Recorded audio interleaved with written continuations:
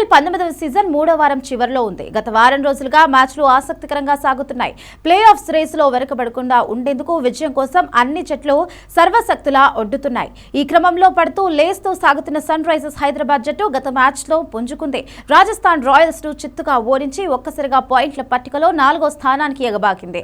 3 మ్యాచ్లు ఓడినప్పటికీ రాజస్థాన్ పై సాధించిన విజయంతో రన్ రేట్ కూడా మెరుగుపరుచుకుంది. ఈ మ్యాచ్లో సన్ రైజర్స్ బ్యాటర్లు అదరగొట్టారు. అభిషేక్ శర్మ హెడ్ నిరాశపరిచిన ఈశాన్ కిషన్ చెలరేగాడు. కెప్టెన్ ఇన్నింగ్స్ తో దుమ్మురేపాడు. 44 బంతుల్లోనే 91 పరుగులు చేశాడు. అటు క్లాసన్, నితీష్ కుమార్ రెడ్డి కూడా పర్వాలేదనిపించారు. అయితే సన్ రైజర్స్ హైదరాబాద్ బ్యాటింగ్ మరికొంచెం పుంజుకుంటే మాత్రం తిరుగుండదు. అటు బౌలింగ్ లోనూ సన్ రైజర్స్ పూర్తిగా గాడిన పడినట్లే కనిపిస్తోంది. అసలు సన్ రైజర్స్ కు బౌలింగ్ ఎక్కడుంది అన్న కామెంట్లు యువ బౌలర్లు మైదానంలోనే సమాధానం చెప్పారు.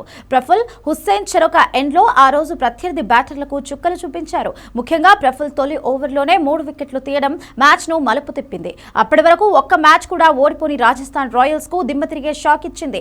బ్యాటింగ్ లో అభిషేక్ శర్మ హెడ్ నుంచి కూడా విధ్వంసకర ఇన్నింగ్స్ లో వస్తే మాత్రం ఎదురులేనట్టే. అటు బౌలింగ్ లో ప్రఫుల్, హుస్సేన్ తో పాటు హర్షల్ పటేల్ కూడా చెలరేగితే చెన్నైని కట్టడి చేయడం పెద్ద కష్టమేమీ కాదు. స్పెషలిస్ట్ స్పిన్నర్ లేని లోటు కనిపిస్తోంది. మరోవైపు చెన్నై సూపర్ కింగ్స్ కూడా సీజన్ ను ఓటమితో మొదలుపెట్టింది. వరుసగా 3 మ్యాచ్ల్లో ఓడిపోయి తీవ్ర విమర్శలు ఎదుర్కొంది. సంజు శాంసన్ ను అసలు ఎందుకు తీసుకున్నారన్న మాటలు కూడా వినిపించాయి. కానీ గత 2 మ్యాచ్ల నుంచి సిఎస్కే ఆట తీరు మారిపోయింది. ఢిల్లీతో మ్యాచ్లో అయితే శాంసన్ సెంచరీతో రెచ్చిపోయాడు. విధ్వంసకర బ్యాటింగ్ తో తనపై వచ్చిన విమర్శలకు బ్యాట్ తోనే సమాధానమిచ్చాడు. సంజుతో పాటు ఆయుష్ మాత్రే, సర్ఫరాజ్ ఖాన్, బ్రేవిస్ చెన్నై బ్యాటింగ్ కు బలంగా చెప్పొచ్చు.